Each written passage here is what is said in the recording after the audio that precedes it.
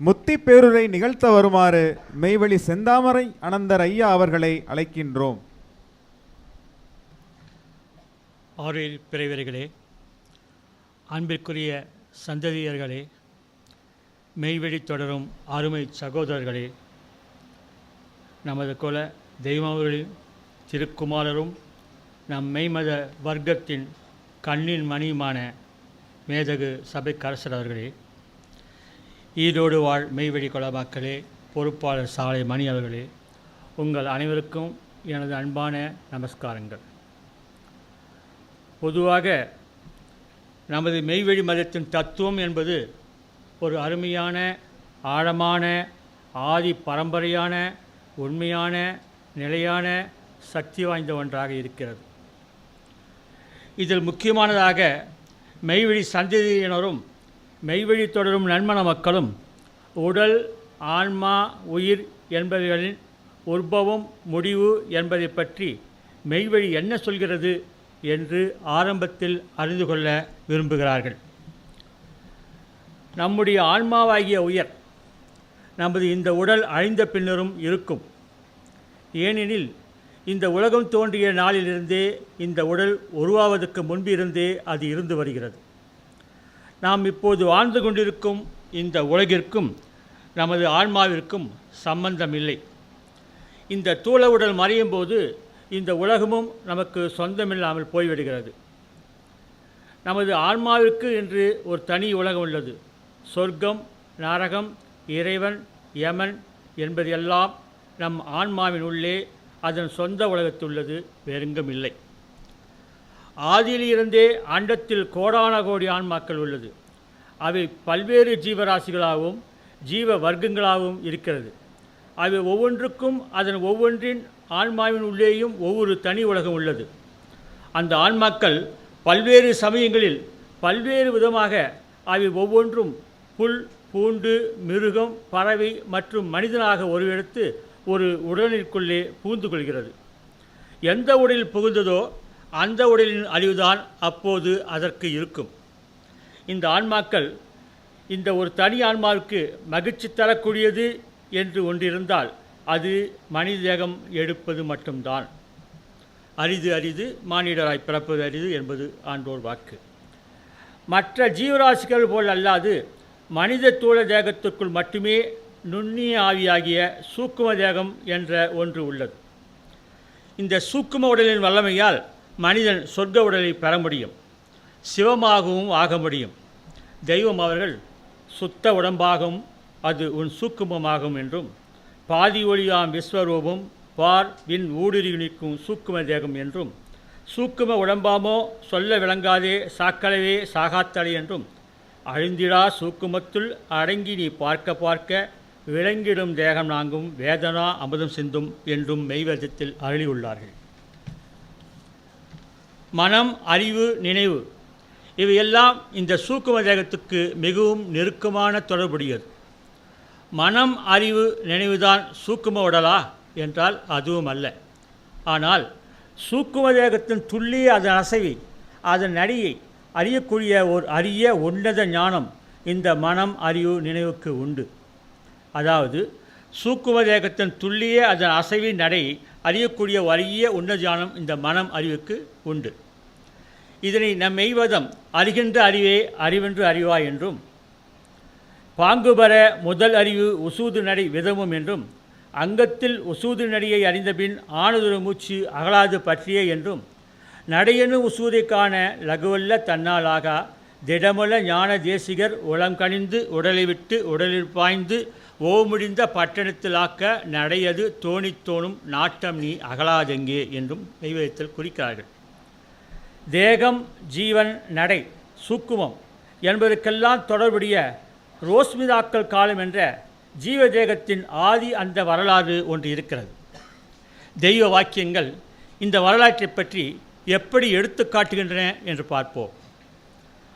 ஆதியில் பரம்பொருளே மனித தேகத்தில் வருவதற்கு ஆசை கொண்டு அதனுள்ளே பிரகாச கதிராக வந்து புகுந்து கொண்டது.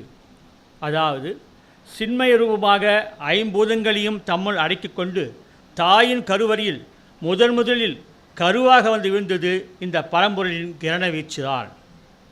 முதலில் கருவாக வந்து வீழ்ந்த அந்த பரமப்பிரகாசமாகிய பரமாத்மா ஒரு நுண்ணிய சூக்குமதேகமாக உடனே அது தம்மை ஆக்கி கொண்டது. அந்த நுண்ணிய சூக்குமதேக பரமபீடத்தில் வாசல் கதவியும் சாத்தி கொண்டு தனக்குத்தானே தாளிட்டு கொண்டு கட்டுண்டு சுருண்டு விட்டது. அப்படி அது செய்து கொண்ட அதே சமயம் தம் பிரகாச பீடத்தில் இருந்த ஜீவாத்மாவை மட்டும் பிரித்து தன்னை விட்டு தனித்ததாக அதை ஆக்கி விட்டுவிட்டது. வேறு வழியில்லாமல் பரமாத்மாவின் பீடத்தையே சுற்றி சுற்றி வந்த இந்த நுண்ணிய எழியான ஜீவாத்மா தம்முடன் இருந்த பஞ்சபூதங்களையும் ஏவி தாயின் இருண்ட கருவறியில் இந்த மனித தோல் தேகத்தை கட்டிக்கொண்டது. இந்த ஜீவாத்மா தான் ஆதி வஸ்து, நமது ஆன்மா, உயிர், ஜீவதேகம், இறைவன் நமக்கு அளித்த ஒரு சீதன பொருள் எல்லாம் இதுதான். மனம், அறிவு, நினைவு எல்லாம் இதன் கட்டுப்பாட்டில் தான் உள்ளது. ஜீவாத்மா தூள தேகத்தை கட்டி கொண்டு விட்டாலும் தூள தேகத்தில் உன்னதமான ஒரு இடத்தில் பரமாத்மாவும் ஜீவாத்மாவும் ஒன்றை ஒன்று சார்ந்திருக்கும்படியே அமைத்து கொண்டுள்ளது. இந்த மனித ஜீவாத்மா பரமாத்மாவை விட்டு பிரிந்ததால் பரமபிரகாசத்தை இழந்திருந்தாலும் இது பரம்பொருளின் அங்கமானதால் வேறு எந்த ஜீவராசிக்கும் இல்லாத மிக அபாரமான அற்புத அறிவும் நினைவும் இந்த மனிதனுக்கு உண்டு. அதே சமயம் இது பரமாத்மாவின் ஒரு அங்கமே தவிர முழுமையான இறைசக்தி அல்ல என்பதால் அபாரமான அது அறிவு, நினைவு ஆகியவற்றின் ஒரு பகுதி இருட்கோளமாகவும் அசைவு இல்லாமலும் இருக்கிறது. அதனால் ஜீவனுக்கு தாம் இருக்கும் இடமும் எல்லையும் தெரியாமல் இருக்கிறது. ஏன், ஜீவதேகத்துக்கு தான் யார் என்று தன்னை அறியக்கூடிய சக்தியும் கூட அதற்கு இல்லாமல் இருக்கிறது. அப்படி தன்னை யார் என்று அறிந்து கொள்ள வேண்டும் என்ற விருப்பமும் துளிக்கூட அதுக்கு இயற்கையாக இல்லாமலேயே அது மகிழ்ச்சியுடன் உலகில் மனிதனாக வாழ்ந்து கொண்டு வருகிறது. ஆனால் இறைவனின் நீதி வேறாக உள்ளது. காலாகாலமாய் ஆதியிலிருந்து இறை சக்தியை தம்முள் கொண்ட இறை தூதுவர்கள் அவதார புருஷராக வழி வழியாக இவ்வுலகிற்கு அவ்வப்போது அவதரித்து வந்து ஒரு அதிர்ச்சியான தகவலை, ஒரு உஷார் நிலையை, ஒரு எச்சரிப்பு வசனத்தை மனிதனுக்கு தெரிவித்து செல்கிறார்கள். அது என்னவென்றால், ஏகனின் சீதனப் பொருளான ஜீவாத்மாவானது இந்த மனித தோளத்தை கட்டி கொடுத்ததால் மனிதன் இறைவனுக்கு ஆற்ற வேண்டிய ஒரு கடன் என்ற கடமை உள்ளது என்றும் மறுபடியும் கூறுகிறேன். ஏகனின் சீதனப் பொருளான ஜீவாத்மாவானது இந்த மனித தோளத்தை கட்டி கொடுத்ததால் மனிதன் இறைவனுக்கு ஆற்ற வேண்டிய ஒரு கடன் என்ற கடமை உள்ளது என்றும், மனிதனுக்குள் இப்போது மகிழ்ச்சியுடன் வாழ்ந்து வரும் ஜீவாத்மாவின் மகிழ்ச்சியும் பரிமளிப்பும் நிலையாக நித்தியமாக தொடர்ந்து அதற்கு இருக்க வேண்டுமானால் அது பரம்பொருளின் அம்சம் என்பதை அறிந்து அதனை தன்னுள் உணர்ந்து மனிதனாக பிறந்ததின் பயனை அடைய வேண்டும் என்றும், அப்படி இல்லையெனில் அவன் தூளத்தின் இறுதி தருவாயில் இந்த மனித ஆத்மா அழகையாக மாறி நரக வேதையில் மாட்டிக்கொண்டு விடும் என்றும் அறிவிக்கிறார்கள். வந்த வேதமாக வந்துள்ள இவர்களின் தூய ஞான அமுதமொழி போதனைகள் மட்டுமே இவனுடைய தன்னிலையை இவனுக்கு விளங்க வைக்க முடியும் என்றும் இந்த மகத்துக்கள் நமக்கு அறியச் செய்கிறார்கள். பரமசர்குருவாக இவனுக்கு இந்த செயலை செய்ய வந்திருக்கும் பரமாத்மாவின் பிரம்மஸ்வரூபமே என்று இவன் உணர்ந்த நேரத்திலேயே இவன் எண்ணம் பரிமளிக்கிறது. பரமசர்குருவாக இவனுக்கு இந்த செயலை செய்ய வந்திருப்பவர்கள் பரமாத்மாவே பிரம்மஸ்வரூபமே என்று இவன் உணர்ந்த நேரத்திலேயே இவன் எண்ணம் அப்படி பரிமளித்து ருத்ரனை அச்சுறுத்தி விலகி ஓடச் செய்யும் தவாதிக்க பிரணவ கலை இவனை அறியாமலே உதயமாகி எழுந்து உலாவ ஆரம்பித்து விடுகிறது. அதாவது நமது தெய்வத்தை உணர்ந்து இவன் எண்ணம் அவள் மீது சார்ந்து நிற்கும்போது ருத்ரனை அச்சுறுத்தி விலகி ஓடச் செய்யும் தவாதிக்க பிரணவக்கலை என்னும் சாகாக்கலை இவனை அறியாமலேயே உதயமாகி எழுந்து உலாவ ஆரம்பித்து விடுகிறது. நமது மெய்வழி தெய்வ மகாபுருஷோத்தமிலிருந்து இந்த நிலையினை பெற்றுதான் மெய்வழி மக்களாகிய நாம் பரிசுத்த பிரயாணமாகிறோம். கற்பகோடிகால சுகமான தங்க உடலை பெறுகிறோம். நமது மெய்வழி வேதத்தில் துவாரபாலகால் சந்திப்பு என்ற தலைப்பில் வரும் ஒரு தனிப்பகுதியில் தெய்வமகள் இதனை எடுத்து கூறுகிறார்கள். செயற்கரிய செயலுடைய தெய்வமாக தந்துள்ள திருவாக்கியங்கள் இன்னும் இந்த ஞான நிலையை பற்றி மிக அற்புதமாக நமக்கு விவரிக்கிறது. அதில் இந்த ஜீவதேகத்தில் இருட்கோளமாயிருக்கும் அசைவற்ற நினைவி ஒரு அசைவுக்கு கொண்டு வரும் பொருளே காரண தேகம். பரமாத்மாவே பரமாத்ம சொரூபராக வரும்போது இந்த காரணத்தை தேகத்தை உனக்கு அள்ளுவார்கள். அப்போது உன்னுள்ளே உள்ள எதற்கும் அசையாத உன் பரிசுத்த ஆவியான சூக்கும தேகம் அசையும். அப்போது உன் ஜீவதேகமானது காரண தேகத்தை சார்ந்து நிற்பதனால் உன் மூச்சு ஆடாது என்று தவயோக மகிமை பற்றி அழுகிறார்கள்.